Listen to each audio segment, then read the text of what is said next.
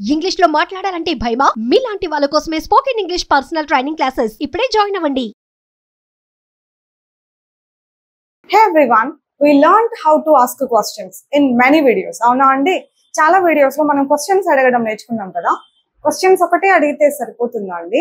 ఎవరైనా మనల్ని క్వశ్చన్ అడిగితే మనం ఆన్సర్ చెప్పొద్దా? అప్పుడు నేర్చుకోవాలి కదా ఆన్సర్స్ కూడా. సరే నేర్చుకుందాం. ఇది question, what did they tell you? వాళ్ళు నీకు ఏం చెప్పారు అని. ఇలా ఎవరైనా మనల్ని క్వశ్చన్ అడిగారు అనుకోండి, మీకు విషయం తెలుసా, క్వశ్చన్ ఇప్పుడు వాళ్ళు నీకు ఏం చెప్పారు అని అడగాలంటే ఇలా అడిగితే సరిపోతుంది. కానీ ఆన్సర్ దీనికి ఇట్లనే ఉంటుందని పర్టికులర్ గా ఉండదు. ఎందుకంటే కొన్ని వందల సిచ్యువేషన్స్ లలో మనం కొన్ని వందల సెంటెన్సెస్ ఫామ్ చేయాల్సి వస్తుంది. అవునా? ఇప్పుడు ఒక చిన్న ఎగ్జాంపుల్ చెప్పాలంటే, what did they tell you, right? ఏం చెప్పారు వాళ్ళు నీకు? నాకు వెయిట్ చేయమని చెప్పారు, నాకు డ్రాప్ చేయమని చెప్పారు, ఇంటర్వ్యూ మిస్ అవ్వద్దని చెప్పారు, బాగా పర్ఫామ్ చేయమని చెప్పారు, సబ్మిట్ చేయమని చెప్పారు, లేట్ చేయొద్దని చెప్పారు. ఇలా చూసారా, ఇట్లా నోటికే ఒక 10-15 చెప్పేయచ్చు. అంటే అన్ని సిచ్యువేషన్స్ లలో మనం చెప్పాల్సి వస్తుంది, మాట్లాడాల్సి వస్తుంది అనమాట. కొన్ని నేర్చుకుందాం. కొన్ని ఫిక్స్డ్ ప్యాటర్న్స్ ఉంటాయి కదా, అట్లాంటి ప్యాటర్న్స్ నేర్చుకుంటే మనకు హెల్ప్ అవుతుంది. ఒకటి, ఎవరైనా మనకు ఏ పనైనా చేయమని చెప్పారు అనుకోండి, ఓకే, వాళ్ళు నాకు ఇది చేయమని చెప్పారు అని చెప్పాలంటే మనం టు ని యూజ్ చేసి కనెక్ట్ చేయాల్సి ఉంటుంది. ఎలా అంటే, సింపుల్ ఎగ్జాంపుల్, వాళ్ళు నాకు డ్రాప్ చేయని చెప్పారు, అనుకోండి. They told me to drop them. They told me drop them అని ఉండదు, దే టోల్డ్ మీ డ్రాప్ అని ఉండదు. ఖచ్చితంగా ఈ టు ఉండి తీరాలి, ఓకేనా? They told me to drop them. కొంచెం సేపు వెయిట్ చేయని చెప్పారు అనుకోండి, నాకు కొంచెం సేపు వెయిట్ చేయమని చెప్పారు వాళ్ళు నాకు. They told me to wait. So ఏముండాలి? ఖచ్చితంగా టు ఉండాలి, ఓకేనా?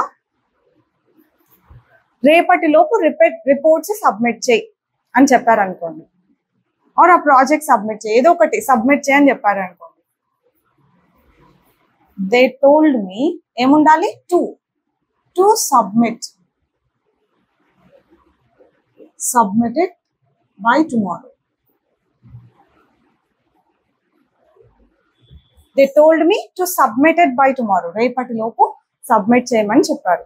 ఇలా ఏం చేయమని చెప్పారు, ఈ పని చేయమని చెప్పారు అని చెప్పాలంటే మనం టు అని యూజ్ చేయాల్సి ఉంటుంది ఖచ్చితంగా, ఓకే?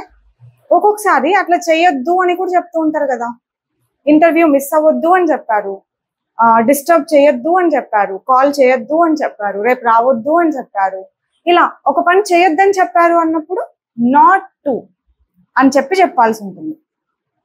బేసికలీ వాళ్ళు మనకు డోంట్ అని చెప్పుకుంటారు. Don't come, don't miss the interview, don't write here, don't sit here, don't wait here, ఇలా చెప్పుకుంటారు. మనం దాన్ని ఇట్లా చేయొద్దని చెప్పారని చెప్పడానికి ఆ డోంట్ నే నాట్ టు గా చేంజ్ చేసి చెప్పాల్సి వస్తుంది అనమాట. They told me not to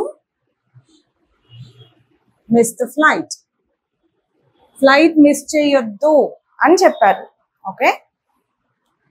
ఇక్కడ మనం ఇట్లా అనకూడదా? They told me don't miss the flight అనకూడదా అని చాలా మంది అడిగే క్వశ్చన్. అనకూడదా అంటే ఖచ్చితంగా అనకూడదు. మీరు తప్పులు చేయాలనుకుంటే అనొచ్చు, మామూలుగా కరెక్ట్ గా మాట్లాడాలనుకుంటే అనకూడదు.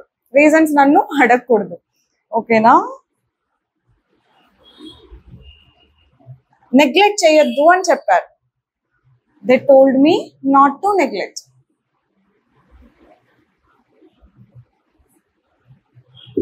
నెగ్లెక్ట్ చేయొద్దని చెప్పారు. డబ్బులు ఎక్కువ ఖర్చు పెట్టద్దు అని చెప్పారు, అది కొనొద్దు అని చెప్పారు, ఇక్కడ ఉండొద్దు అని చెప్పారు. ఇవన్నీ వాళ్ళు డోంట్ అని చెప్పుకుంటారు, మనం నాట్ టు గా చేంజ్ చేసి ఇలా చేయొద్దన్నారు అని చెప్తాం. They told me not to stay here. Or వాళ్ళు అక్కడ అంటే దేర్ అని కూడా పెట్టొచ్చు, ఎక్కడైతే అక్కడ ప్లేస్ కూడా చెప్పొచ్చు. They told me not to stay in Anantapur, okay, ఇలా కూడా చెప్పొచ్చు. ఇంకేం చెప్పారు? They told me not to eat food there. Food ఎక్కడ తినొద్దు అని చెప్పారు అనుకోండి, they told me not to eat the food there. Nervous గా ఉండొద్దు అని చెప్పారు, they told me not to be nervous. Don't be nervous అని చెప్పుకుంటారు వాళ్ళు. సో మనం అదే చేస్తాం, డోంట్ అన్నది నాట్ టు గా చేంజ్ చేస్తాం అంతే. They told me not to be nervous. ఇలా ఒక క్వశ్చన్ కి ఎన్ని ఆన్సర్స్ రాయొచ్చు తెలుసా?